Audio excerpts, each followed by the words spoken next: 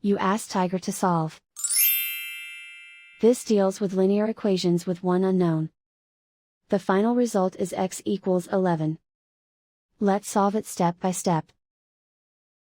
Group all x terms on the left side of the equation. Subtract 10x from both sides. Group like terms. Simplify the arithmetic.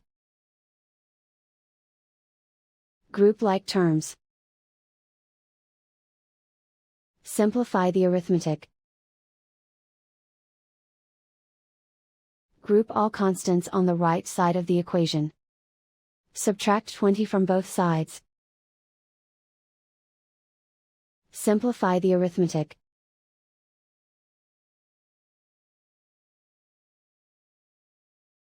Convert the x into a positive number. Multiply both sides by -1. Remove the ones.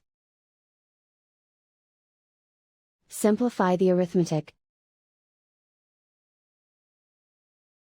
And so the final result is x equals 11.